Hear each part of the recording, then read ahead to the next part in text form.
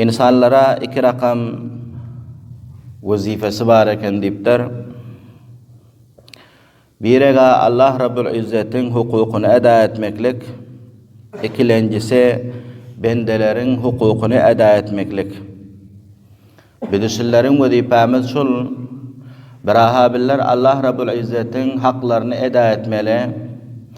İkilenci hem bizler bendelerin haklarını hem eda etmeli. Vakti ki bir insan iki hakını hem eda etse, ol adam diptir dünyadakiler üçün bir nemune bolup biler, bir misal bolup biler, bir nakşa bolup biler diptir. Allah Rabbul İzzet'in mahbubi Nebi Kerim sallallahu aleyhi ve sellem dindigallığında iki kısımını hem ve iki hakkını hem eda etti diptir. Allah Rabbul İzzet'in haklarını hem eda etti ve bendelerin haklarını hem eda etti. Bidişiller hem şol cihetten dünyada yaxşı bende bolacak bolsak, hem Allah Rabbul İzzet'in haklarını eda etmeli. Allah Rabbul İzzet'in haklarını eda edip bulundan son bendelerin hem haklarını eda etmeli. Ana şu halatta bidişiller Allah Rabbul İzzet'in dünya ve ahirette yaxşı görüyon bendesi bolup bileriz.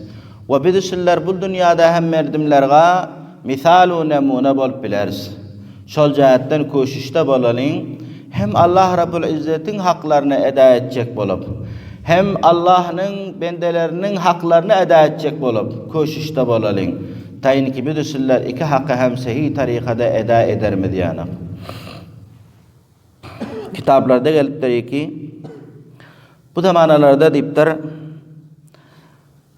görülüyor diptir. Bazı adamlar ibadete teveccüh ediyor diptir. Bazı adamlar ibadete taraf teveccüh ediyor. Yani ibadet etmekle teveccüh ediyor. Namazını okuyor, tilavet-i Kur'an ediyor.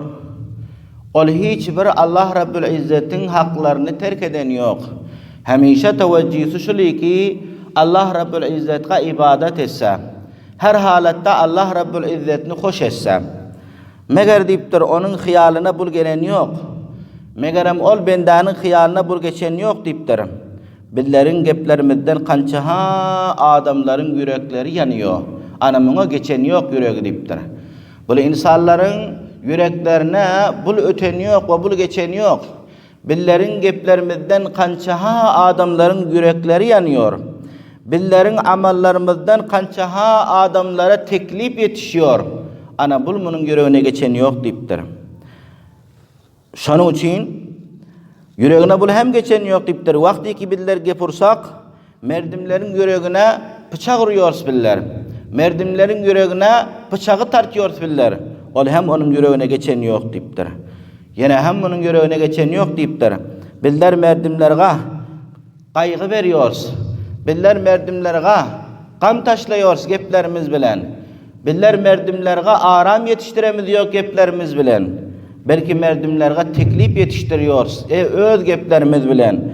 Ama bu adam yüreğine bul hem geçen yok diptir. Yine hem yüreğine bul geçen yok diptir. Biller kançaha Müslüman doğullarımızı, böyleki Müslüman doğullarımızın alında zelil ediyoruz. Onu khar ediyor, zillete taşlıyor, zelil ediyoruz. Ana bul hem bunun yüreğine geçen yok diptir. Ana bul oldu, bul devre zamanının bir rakam insanları ki bunlar ibadete teveccüh ediyor diptir. Namaz okumaklığa yaxşı tarikada teveccühü var. Kur'an-ı Azimüşşan tilavet etmekliğe yaxşı tarikada teveccühü var. Her bir narseyi ki Allah razı bolar yanak bolsa ona teveccühü ziyad. Lekin kança narseyi ki sanadım men, kança zati ki sanadım men, ondan misabul insanlar bir teveccüh ediyor diptir, gafil boluyor diptir. Ki ol kaysı bol kele hukukul ibad, bendelerin hakkını telef etmeklik. Bendelerin hakkını etmeyişlik. Bendelerin haklarını terk etmeklik. Anamın o bize teveccüh eden yok diptir, ol adamların özü. Mesela merdimin azar vermeklik, hukukul ibade terk etmeklik bolup geliyor. Ya şun yanak biller dilimizden gep çıkarsak ki, ol Müslüman doğullarımızın yüreklerine bir hamala bıçak tartan yanak bolup değse, ana bul hem hukukul ibadetini terk etmeklik bolýar diýipdir. Ya bir musulman doganymyzyň alynda bir musulman doganymyzy delil aýlandyrsak, har aýlandyrsak, ana bul hem hukukul ibadeti terk etmeklik bolýar diýipdir. Hukukullary eda eden bilen hem hukukul ibadeti terk eden bolýar diýipdir. Pesonda bayat biller, wagtiki ibadete tarap tewajjuh etsek, şu hukukul ibadete hem tewajjuh etmemiz gerek eken. Ki Hudaýyna hatta billerin zabanymyzdan on ýana kelmeler çykmasyn ki, bu ýaky dostlarymyz azurda bolýan bolsa billerden. Bu ýaky dostlarymyz billerden hapa bolýan bolsa, bu ýaky musulman dogallarymyzyň yüreklerine biller bilkul oturmaýan bolsak, oňa teklip etişdirýän bolsak, şuňa hem tewajjuh etmeli. Hudaýyna hatta şu narsalar billerin zabanymyzdan gelmesin, billerden sadyr bolmasyn. Agar şu narsalar sadyr bolasa hem onda biller bir haqqy eda eden bolduk, lekin bir haqqy eda etmedik. Ol gaýsy Allahynyň bendeleriniň hakyny eda etmedik biller. Bir haqqy eda etmesek, bir haqqy eda etsek, bendäniň haqqy hem hili muhim bolup gelýär. Zamany ahiretde wagtiki bendäniň haqqyny telep eden adamlar dünýäde rihlet edip barsa, tamadamy ki şol bendeler maaf etmese, şol bendeler geçmese, Allah Rabbul İzzet geçmiyor diyor. Köp hatarnak bolup gelýär hukukul ibad musulmanlar.